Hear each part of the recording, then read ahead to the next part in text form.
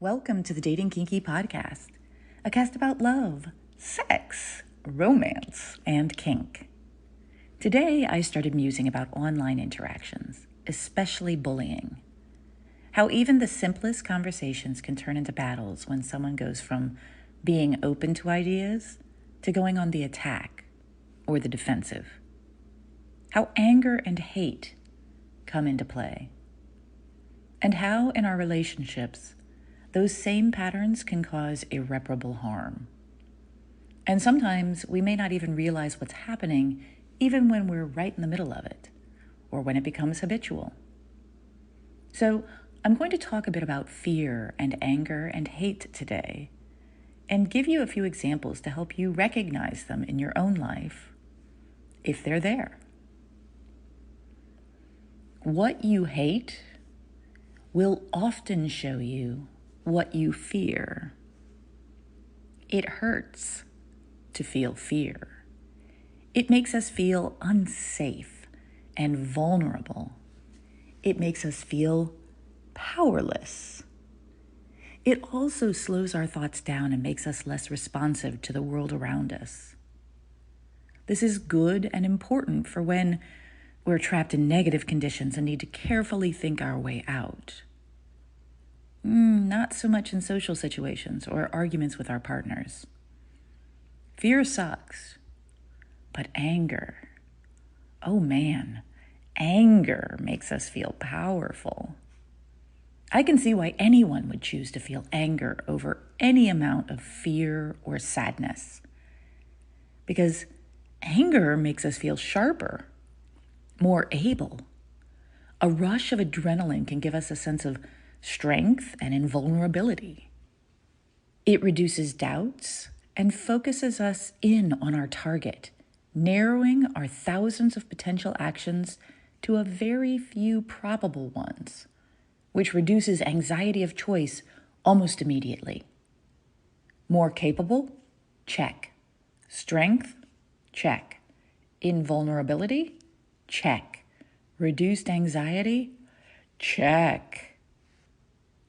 Yeah, I can see how anger is way more attractive than fear. Anger can take a complex situation requiring nuanced thought and social skills and reduce it to something that needs to be beaten down or destroyed, killed, if you will. One easy step to being happy, or at least less afraid. But anger is not sustainable long term. It's a sprint, not a marathon. For endurance, anger needs to shift to hate. When whatever we are angry about isn't resolved quickly, while we're angry, we have two choices. 1, go back to fear. 2, shift to hate. And frankly, going back to fear feels like giving up, like losing. Hate, though, that feels like superiority and satisfaction. It's easier to move into hate. It's like a familiar friend, and it simplifies the complexity of our world.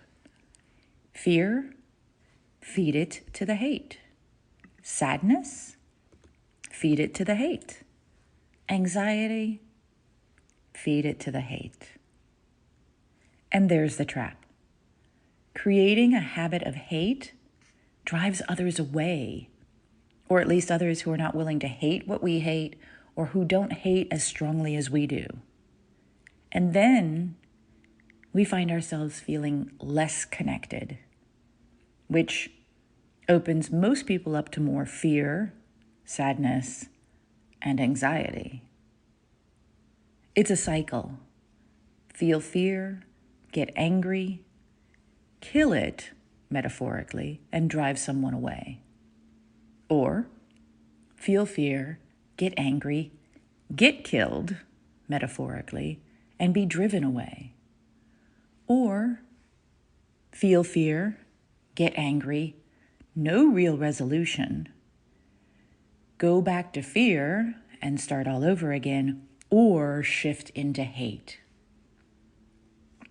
Facing our fears is really the only way to move past them in a healthy way, to embrace them, to learn from them, and to learn to work through them, reduce them, or possibly end them.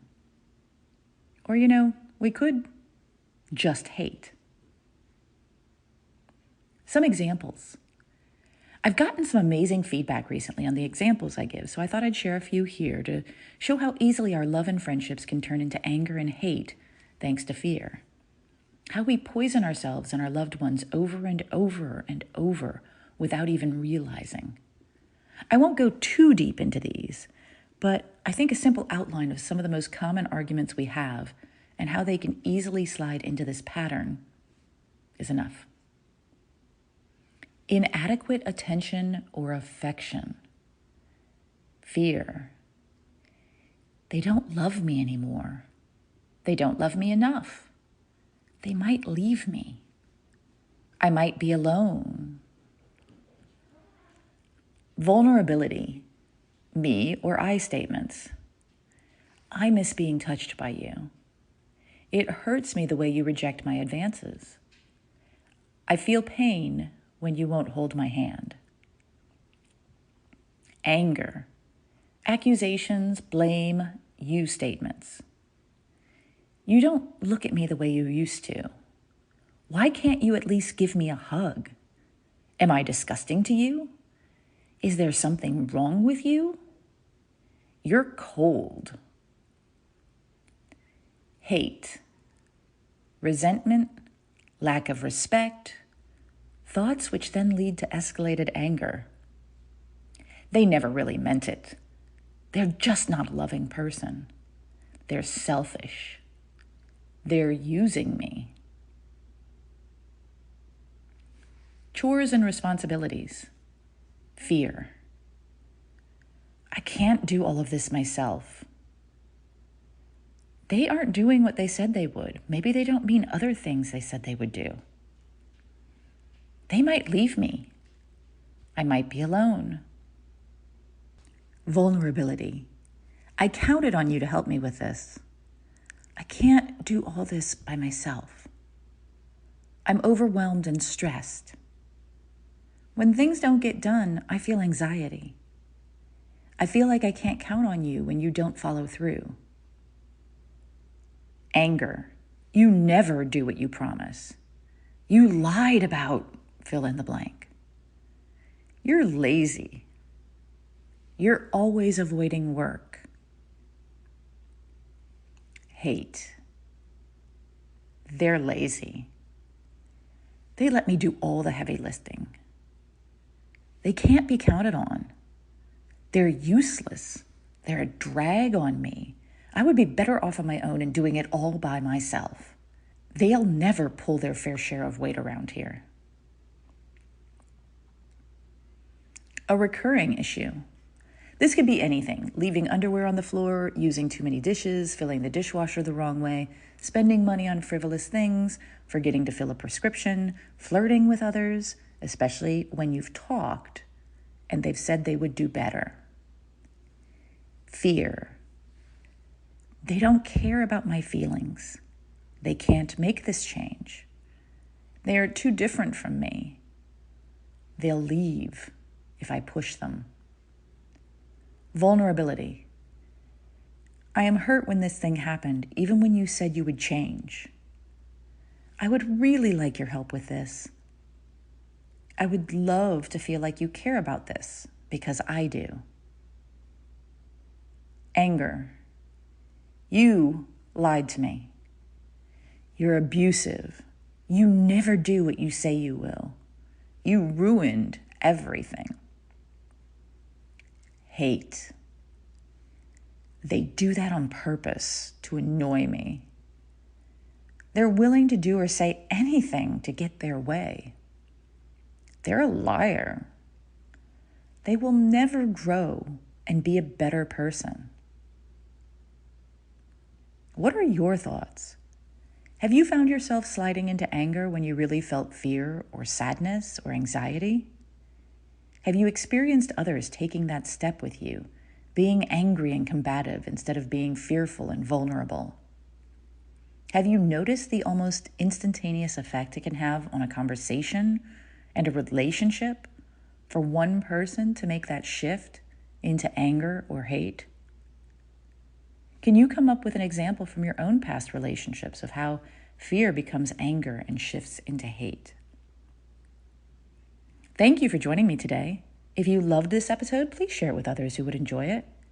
And please do join me on our new apps available in the Google Play and Apple App Stores.